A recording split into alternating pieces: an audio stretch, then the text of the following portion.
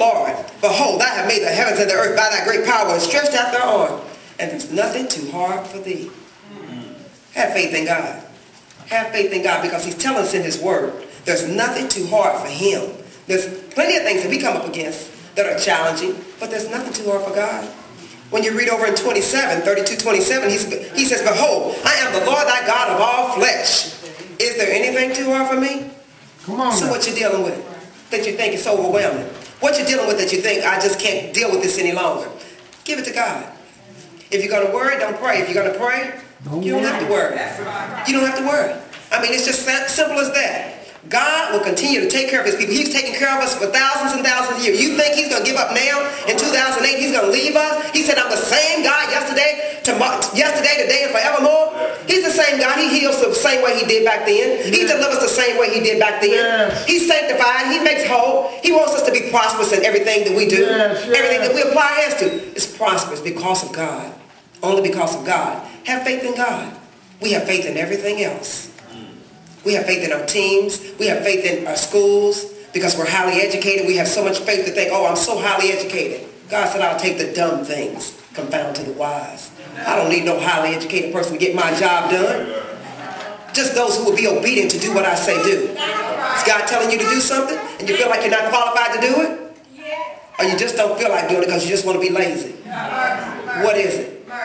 You got to get up out of your boat. Peter's the only one that got up and walked. The only one that got out of the boat walked on water. I wonder why. Why was he the only one? Because everybody else wants to stay home and be comfortable. But God said, come into the house of God and get done what needs to be done. Because it takes everybody.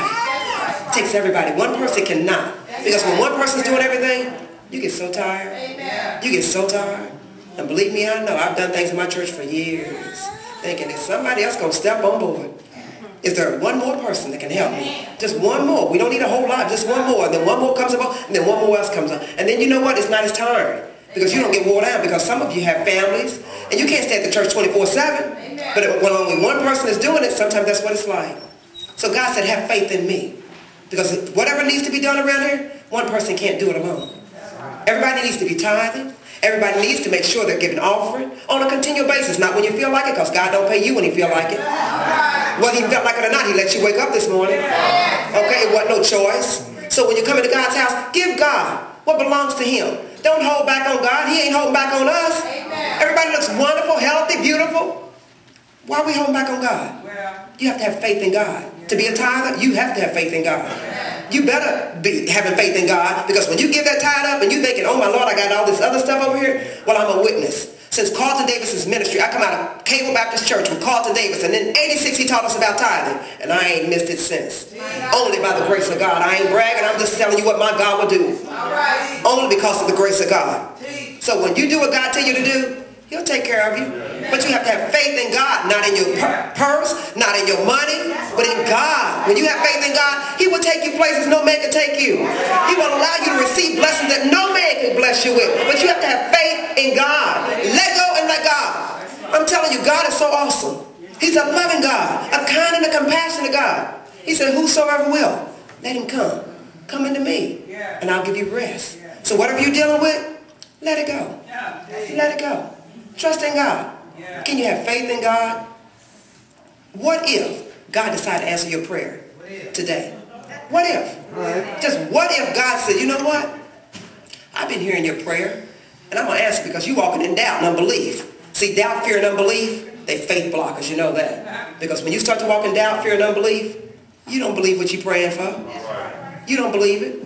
It's just head knowledge. But when you put it in your heart, and say, I don't give a hell of beans what nobody say. I'm not going to stagger the promise of God through fear, doubt, and unbelief, but I'm strong in faith and I'm giving God all the glory. Because I'm fully persuaded of what God promised. He is able to perform in my life.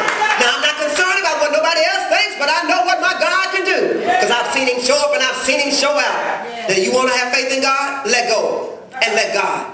Let him use you like you've never been used before. Get out your comfort zone. Quit doing the same thing over and over. Nothing. Okay, don't take a whole lot to do nothing. But when you have faith in God, let go and let God. He will make room for your gift. And you don't even think you have a gift? Well, come into the house of God and pray. Come, as women come together and touch and agree and pray.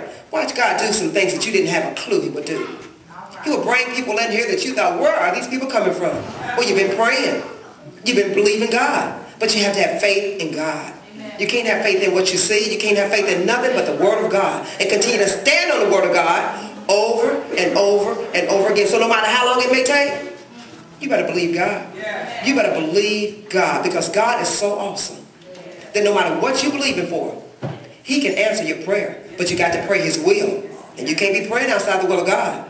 Believing God for some crazy, whacked out stuff, and then praying fervently for it. So then you know that ain't His will. He said, give me back my word. My word is the will. You don't know what the will is for your life? Get in the Word of God. Get in the Word of God. He'll show you what the will is, because He has a plan for everyone. He said, I have a plan and a purpose for each and every one of you. And it's to win souls, because he who wins souls is wise. So we're all soul winners. He equips each and every one of us to minister the Word of God. So whether you're on your job, on the bus, wherever you are, you got to let your light so shine that someone wants to know, what is it about you? I want what you got. I want to live holy. How do you live holy?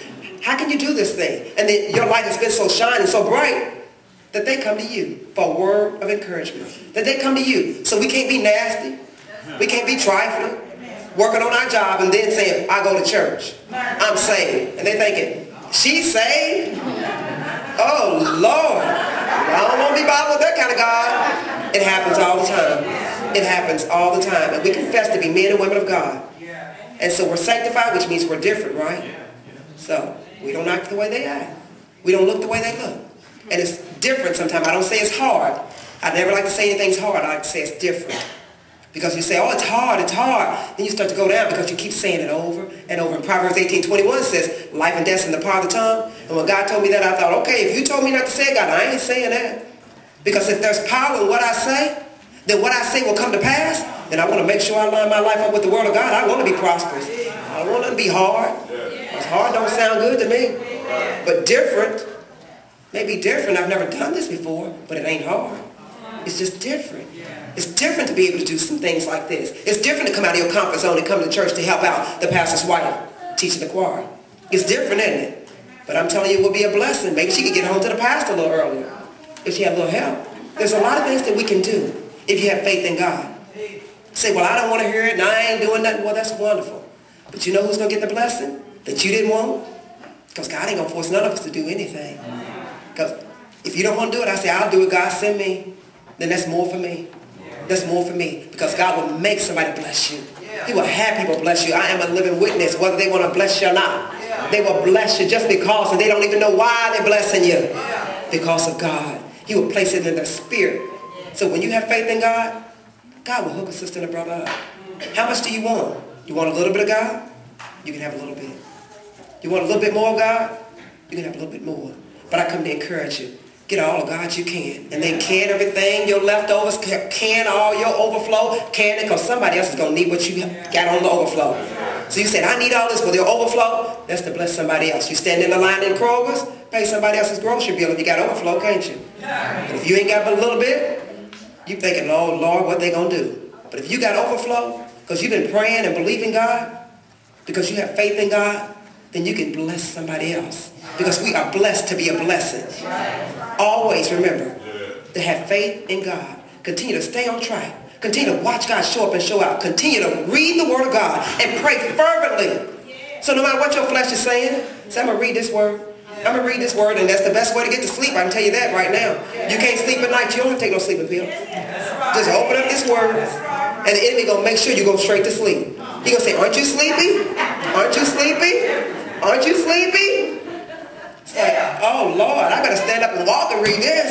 So whatever it's going to take to get the Word in you, see, whatever's in is going to come out. So if the Word of God's in you, it's going to come out when the situation gets tight. See, and so when your flesh tries to make you do some things that you know are not pleasing to God, if this Word is in, this Word going to come out. See, only what's in comes out. So word in, word out. Continue to stay on the Word of God. Continue to believe God. Don't give up. Don't give out. And don't give in. Continue to have faith in God.